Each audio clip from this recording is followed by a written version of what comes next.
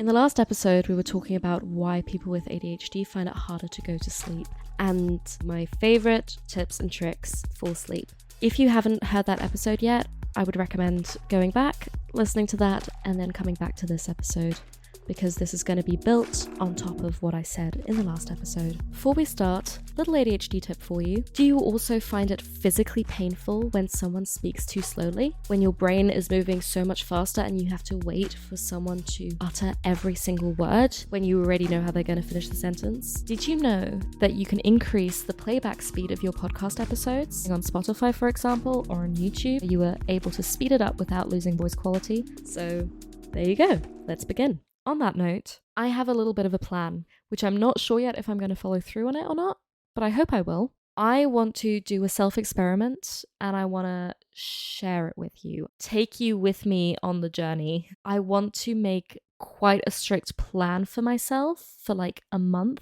Like I want to plan which time I go to sleep, when I wake up, what I do on each day, from when to when I'm working, in an attempt to create flow state. You might have heard of this before. Flow state is what happens when you do have a routine, when your it's linked to the circadian rhythm and everything. If you have a daily routine that is more or less stable, your body is able to prepare you better for each part of the day. Like if your body knows you always go to sleep at midnight, then your body is going to be a little bit more intentional about making sure that you go to sleep at midnight. But if you, of course, sometimes go to bed at 10 p.m., sometimes at like 6 a.m. like me, then your body's like, what? Right, okay, let me tap into that real quick. We're talking about circadian rhythm, because I just came from a therapy session and spoke to my therapist about sleep. She's so great. I love my therapist. Also, on my way to therapy and on my way back from therapy, I was listening to Matthew Walker's book, Why We Sleep, because I mentioned it last week in the episode and realized, I haven't actually read it. I mean, I've heard podcast episodes with him. I've heard him speak a lot on the topic, so I know that he's very knowledgeable about it, but I hadn't actually read the book. So I'm doing that right now, and I can still really recommend it. I'm only into the second chapter, and it's not all groundbreaking. Like I've heard a lot of what he's writing or saying before. Well, I actually heard him say it before, but that doesn't matter. It's still really good to hear these things again and to actually have like the facts and have it fed to you in a very simple way. Also, you know what? Like, especially with ADHD, I love listening to things a few times. Sometimes I will plan to listen to it again, but then I won't listen to it again because I forget. But I often feel like I have so many thoughts and tangents that my brain is going on while I'm listening to it that I'm actually missing what they're saying, or I'll miss a completely other train of thought. So I could maybe this is why people with ADHD can watch the same film over and over again. I know that this doesn't apply to all ADHDers, because I know some ADHDers that hate watching the same thing again and again, but I love it. It's like comfort food. It's like, when you start becoming obsessed with one type of food. I actually don't have that as much, but I know other ADHDers do. You're obsessed with one food, you eat it all the time, and then you're sick of it, and then you can't touch it for another few years or something. But I think the reason why we maybe can watch films over and over again is because there's so much happening in our brain, and we can only kind of choose like one path, one train of thought. So when we watch it again or listen to it again, we have all these other trains of thought that we could go down. So each time it's a new experience. And also listening to it again will just cement the knowledge into your brain more. So I liked doing that, especially with more scientific things that I really want to remember.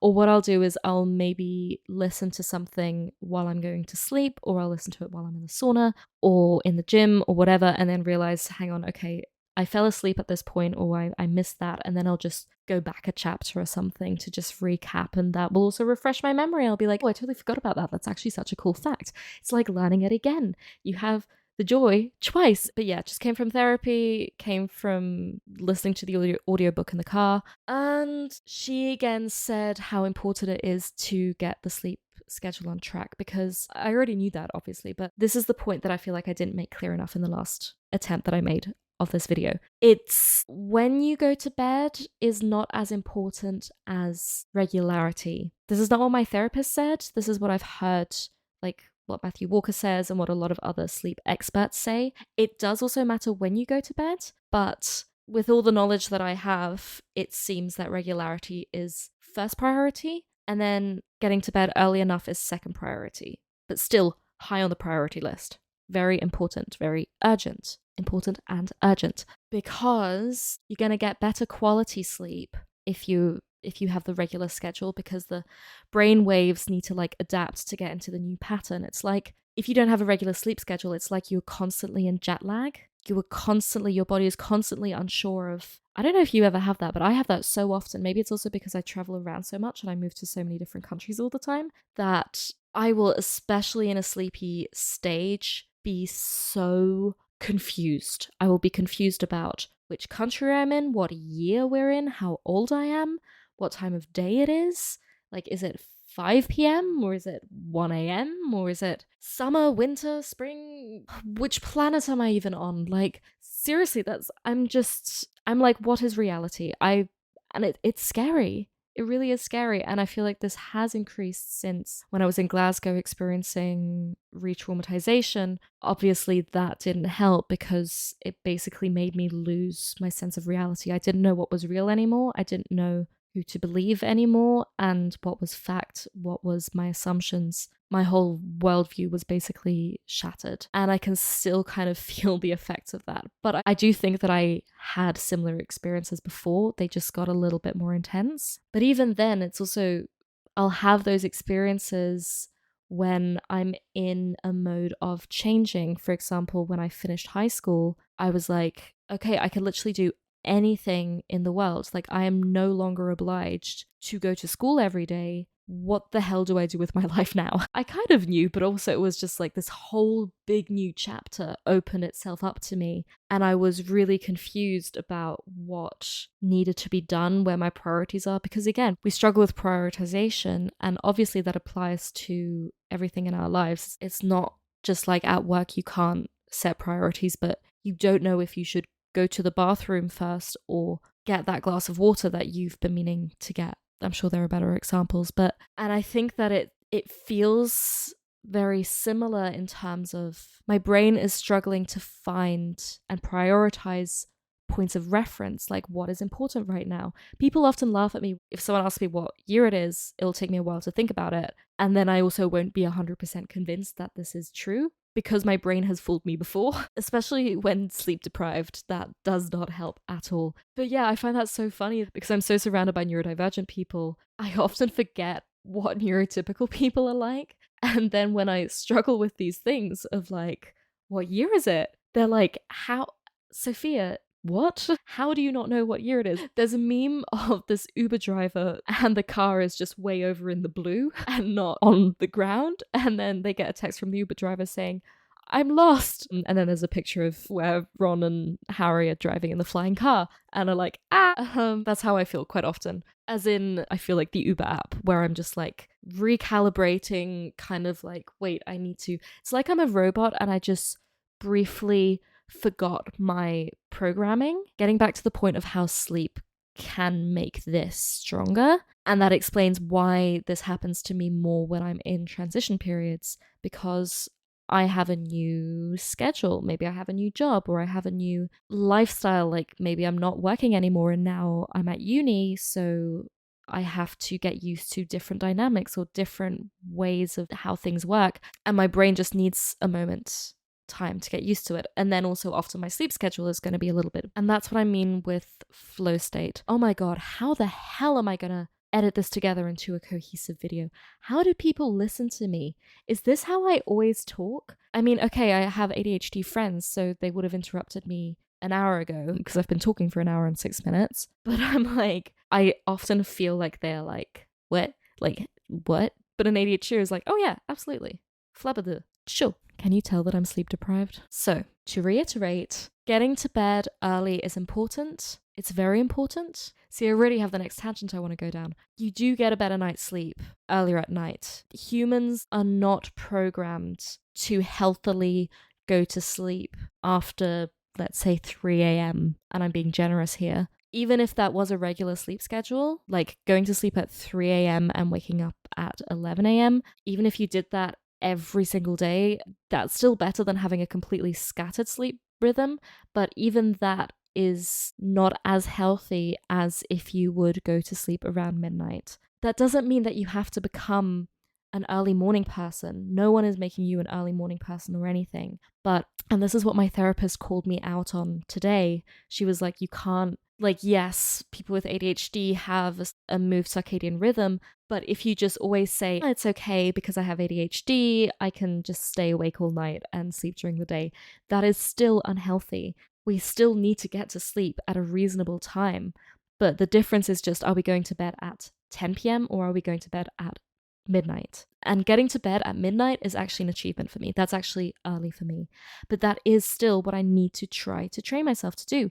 Even though, like yesterday, for example, I started, after the TikTok live, I lay down in bed, but I started having all of these ideas. And often what I'll do when I have all these ideas is I will grab my phone and record a voice message to sort of brain dump. And it actually gave me an idea for a sort of series within this podcast called Midnight Whispers, because I'll often speak quite quietly because I don't want to wake up anyone else in the house or in the flat. But I'm actually going to try, I want to do that later. I want to buy a better microphone so that I can easily record with my phone whenever I need to. Those episodes will also not be video episodes because I'm literally just going to be taking my phone and recording on the spot, because I'll just get like this one burst of inspiration and I feel like it all needs to just come out now. And then I don't even have even though like my bed is literally like right there, by the way, I could just turn my microphone around, open my laptop and be like, let's record. But I also don't want to do that because ultimately I want to sleep. But then I'll end up talking for like half an hour to an hour. Or I think I've even managed to talk for like 2 or 3 hours before. But I do feel like what I'm saying is kind of interesting, and I hope it's of interest to you as well. Also, just in case you didn't know, the reason why we do this is because people with ADHD do verbal processing. This is also the reason why we like talking to people and why we talk so much. And I don't know if you've ever experienced this, but I have it all the time that when my brain isn't braining, I will just need to go speak to a person about it. Usually my mum. I love talking to my mum about stuff. I love my mum. I will just walk into a room and I can just talk and talk and talk and I'll solve my own problem. Just because I had to say it out loud and I have to have someone listen to me to be like, to just somehow something happens in the brain with that, because we verbally process. We can't process as well just in our own brains. Probably, I don't know if this is true, but I'm guessing the reason why we prefer verbal processing over thinking in silence is because when we think in silence, it's like you're in a noisy room and there's several people saying different things at the same time, and you will constantly go off track and think about different things, and it will just all get a little bit convoluted. Whereas if you talk to a person, you actually have to make it make sense. It somehow has to be a string of thought, like in German we say the rote Faden. Do you say that in English? Like the red thread? The red thread. Did I take my medication today? I think so. Yeah, I think so. That's why I really like recording voice memos. And I recommend that for you as well, by the way, not just for content creators. Like, yeah, it's kind of a bonus that I can probably also upload a lot of it. And hopefully that will be of interest to people. But even just to brain dump, it does help to just sort of to get some sense into your brain, and also to not feel like, oh shit, I'm going to forget this by tomorrow morning. I need to write it down. Like, writing something down involves a lot more brain power for me, and it's going to probably wake me up more than if I just talk. I also just can't write fast enough to keep up with my thoughts, so I just rather speak. But even then, like, I'm noticing now when recording this stuff, because I'm just speaking to my phone and I know that I can edit it later, I'm just speaking in quite a chaotic way, and I'll be like, okay, so I'm going to say this thing now and then I'm going to edit it in later, and I'll be able to make sense of all of it, and then I'll be in the edit and I will be regrets. How on earth? This is almost an episode on its own. Probably the most chaotic that I've recorded so far, because yeah, that's kind of also where I wanted to get at with the whole Midnight Whispers thing, is that I like just thinking out loud and sharing my thoughts, even if they're a little bit chaotic at times. If you feel like that's something that you would enjoy listening to, then please do let me know in the comment section on YouTube, or if you're listening to it on Spotify, then obviously on Spotify. Other platforms, I'm not even sure. I know that my podcast is on other platforms, but I don't actually know how to access the comment sections of those platforms. I should go check that out probably. But yeah, if you're listening to it on a different platform, then get in touch with me on Instagram. I'm at Sophia_Ralston. Because honestly, that's why I started a podcast. I do, of course, have imposter syndrome around, I've not studied this, so do I have a right to speak about it? I do believe that I do, for reasons I won't get into now. But the thing is that I don't necessarily want to be an educational content creator. I want to let you be part of my internal journey, my thought processes and observations about life with ADHD, rather than making every video incredibly scientific, incredibly to the point, teaching you everything about a certain topic like I did with the sleep episode. It just doesn't feel right, and it doesn't feel like that's my forte. I feel like I'm better at just talking. And I also think that that's probably more valuable to a certain degree, because a lot of the information that I could bring to you through a lot of hard work, other people could do with a lot more ease, and it's probably going to be even more accurate because they probably have studied it. So I would rather give you my outside of the box perspective. But let's stick to the point. I want to do a little self-experiment where I plan out the next 30 days and stick to a very strict schedule. My therapist did tell me to not implement too many things at once, like try and add one thing to your routine and then go on, like don't overwhelm yourself, because us with ADHD, we like doing everything at once immediately because we'll have the motivation and we want all the dopamine to hit us at once, but that's not necessarily going to work. It's actually very unlikely that it's going to work because it's going to be unrealistic and you won't be able to implement all of the stuff, and then none of it's going to stick. At the same time, I don't know if it's going to be much different with one thing, but I want to see if I actually keep myself accountable by doing this vlog, then that might trick my brain into actually committing to the full time. And I think it's like, it takes 28 days. Is it only 28 days? Wait, before I say something wrong, I'm going to Google it. So, okay, I just put this into Google. That's HubSpot blog.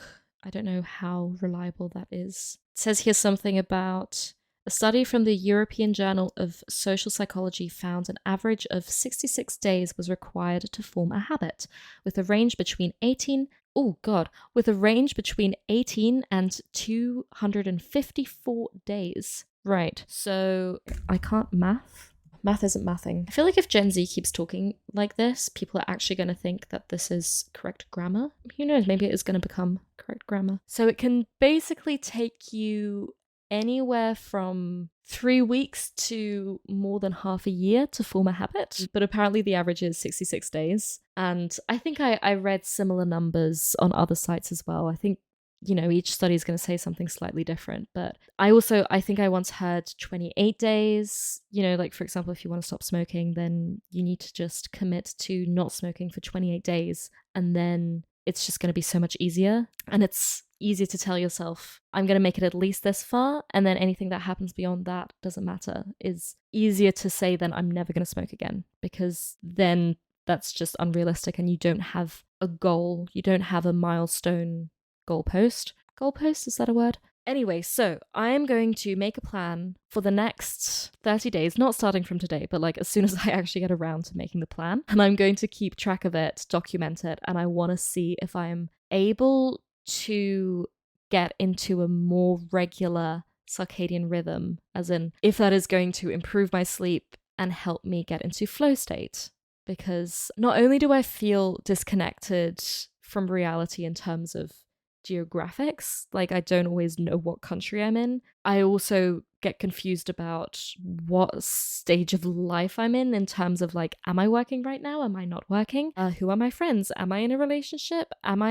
Is this still an issue? Is this not? My brain is just very confused about what is actually happening to me right now. And that also doesn't really help in terms of getting into a productivity rhythm, because this is the next step of, well, not the next step. It's like sleep is the ground zero of health. Does that expression make sense in this context? It's the fundamental layer, basically. You can build on top of that. And I want to be able to be productive in a way that I can get the most out of my time. I am my own boss, which is great in so many different ways. I actually have a point on that as well. I feel I have so much more liberty, and I haven't figured out yet what works best for me, so I can't make myself as accountable as if I could if I did. Is that sentence sentencing? Please don't hate me. This is going to drive me crazy. I'm going to do it for like 2 episodes and then be sick of it. You know, if some people know that they can work very well, they work best in the morning, for example, so they'll make sure that they get up, start working at 9 until like 5, and then have the evening to do whatever. Whereas I'm like floating in time and space. I have no obligations. I have no idea when to start. And I will just be like, okay, I know I need to get a solid day's work done. Just somehow half the day vanishes and I haven't done anything. And I do compensate for that by working weekends as well, or working certain nights. Like, I know that I don't have to have a 9 to 5 schedule. I know that I don't have to work during office hours. Absolutely. The beauty of being an entrepreneur. I never know if I'm saying that right. Entrepreneur? Because I only hear Americans say it. Entrepreneur. Entrepreneur. Being an entrepreneur or self-employed, somehow independent from a work schedule, absolutely work whenever you want. But this is exactly what I'm saying. If I just sporadically work whenever, then I'm not going to actually get work done. I can't hold myself accountable. So basically that's what I'm trying to figure out. And I want to see if I make this schedule for myself, if I can uphold it, and if it improves my productivity, if I'm able to get more done. We'll see. And I'll let you know. It kind of feels more honest in a way to give you content like that, because again, by listing all of these tips and tricks on how to get a better night's sleep, again, I've been trying all of them and it still hasn't helped me. It has helped me sometimes. There have been times when I have been able to get into a better sleep rhythm, but I don't think that anything that I said in the episode has solely achieved that. I think whenever I have been able to get into a better sleep rhythm, it has been a factor of several different things. Of course, the pandemic didn't help at all either, because we had online classes so often. We had a completely irregular schedule. Apparently the classes before us were pretty much in the building 9 to 5, but we had a few sporadic lessons sprinkled through the week, and there was no structure, no rhythm, no regularity. So it was quite easy to fall into the trap of doing anything whenever, especially when surrounded by other neurodivergent people and being in a relationship with another neurodivergent person who also does not have a good sleeping schedule, which is ironic though, because when I was together with them, I actually feel like I had a better sleep rhythm just by having a partner and having another human being lying in bed next to me makes it easier for me to sleep, because it's sort of just like, okay, we are both lying in bed now. It is sleeping time. It could be something else time, but after that has happened, it is sleeping time, and it's a joint effort, and you don't then just want to get up and be on TikTok or do your own thing. It's sort of like body doubling, but for sleep. That's an interesting idea. There could be like an app, because ADHD love. Okay, I need to get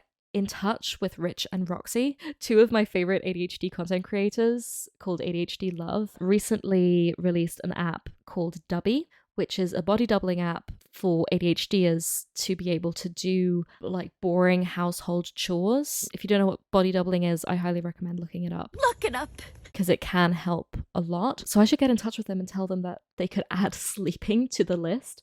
But I think of it more as like there needs to be an app. I hear so many great ADHD app ideas. For example, there should be an app where ADHDers can connect with each other and clean each other's houses, because we find it easier to clean someone else's house rather than our own. So we just, house swap. I say house. I'm living in Europe. We have flats, not houses. Well, rich people have houses. The rest of the mortals that we are live in apartments, or as I say, flats. Yeah, so there should be an app where you can connect with another ADHDer and be like, okay, we're going to go to bed at this time. We need to hold each other accountable, and actually somehow be like, I mean, I know that there are also apps where you can basically lock your phone from yourself, that you can't access it anymore after a certain time. I might try that out and let you guys know how that works for me. Because I know that some people turn off the Wi-Fi, but my phone plan has international unlimited internet. Like, it doesn't matter if I'm in the Wi-Fi or not. And I don't like limiting the access to my phone because I will have a random great idea and I really don't want to take pen and paper and write it down, because by the time I actually got out pen and paper, I'm going to forget the idea. I just need to be able to grab my phone, press record. You just got to press record, as they say in Think Media. So that's not necessarily something that's going to work. Also, most of these apps you can disable. And if you can't disable them, it's really annoying, because what if you need your phone? Is that the cat? Nope, that was my stepdad cooking. So a thing that my therapist said in terms of getting into a better sleep rhythm, because she was like, you need to get into a better sleep rhythm. I'm like, I know, how do I do that? She said, by getting into a routine. And I said, how do I get into a routine? She said, by creating rituals. And I was like, but how do I stick to that? And she said, by discipline. And I'm like, how do I get discipline? Something like that. And long story short, basically she just wants me to implement like one thing, or it ended up being two things, but just implement one thing that is always going to be like a winds down method of like association of the brain of like going to sleep now. But actually a really good tip that she gave me is, because for people with ADHD, if we struggle getting up in the morning and we get up a lot later than we're supposed to, our cortisol levels are going to continue to rise throughout the day. This is what usually happens, like cortisol, which is the stress hormone, by the way, will continue to rise and then has like its peak around afternoonish and then slowly go down again, which is also at some point the melatonin kicks in and then we get sleepy. And that's how like a normal cycle works. There's a lot more involved in that cycle, but that's just like two of the hormones. But for people with ADHD, our melatonin also kicks in later, but also if we get up later, then our cortisol is going to continue rising and rising. Basically, our cortisol levels are just going to be higher than they ought to be for the time of day that it is. So our cortisol levels are going to be peaking around evening, nighttime, when we should be winding down. So what she said to combat that is a technique is to have a cold shower in the morning. So that's something I'm absolutely going to be trying out and letting you know if that works, because I'm determined to find a way to make it work. I'm, as much as,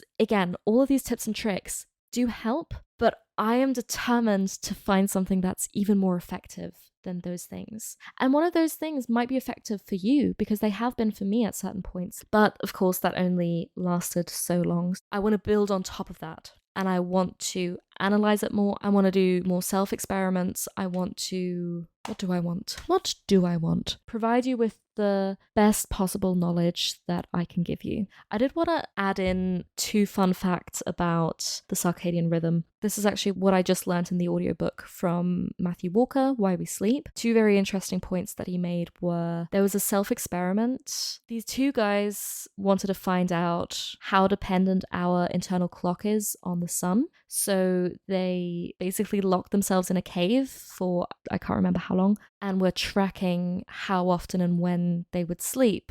What they found out was that the circadian rhythm is actually not naturally 24 hours. A lot of people actually have a longer circadian rhythm than that. Another interesting fact is that animals are not the only organism that have an internal clock. This actually also applies to plants. So they did a study where they put a plant in a completely dark room void of all sunlight to see if it would, you know, how plants do the... I'm just thinking of SpongeBob's like photosynthese. So the plants will like open when the sun is there to like get all the sun, and then when it's dark it will like close. They proved by putting this plant in a darkened room for a certain amount of time, don't ask me how long, they realized that it was still doing it, even though there was no light, no reference for the plant to have as to when it needs to open and close, which proves that the plant has an internal clock. I would love to know if plants can get jet lag, because, okay, the first thing that comes up on Google, which is not always the best to go by, but this seems legit. John Innes Center says, with his research covering circadian rhythm and signaling in plants, we asked him how do plants tell the time and if they have a circadian rhythm, whether plants suffer from jet lag, ? Yes, plants can suffer from jet lag. Interesting. I find that fascinating. I learned something today. I didn't just learn something today, I'm actually really happy about this little fun fact. Before I go, quick thing, I'm soon going to be doing a community chat Zoom type thing like I did last time. I'm not really calling it a Q&A anymore because it is often more of a conversation. I mean, why not? It's kind of a Q&A. Or I'm planning on it to be a little bit more like a Q&A this time. And the theme is going to be on sleep. So if you're interested in joining that session, please let me know. Best way to contact me is on Instagram at Sophia_Ralston, and I'll give you all the information that you need. I look a little bit chaotic today. Actually, no, I'm getting Helena Bonham Carter vibes. I don't know why, which I almost feel bad saying because she is a goddess, and the fact that I even compare myself to Helena Bonham Carter feels like sacrilege. I miss her face.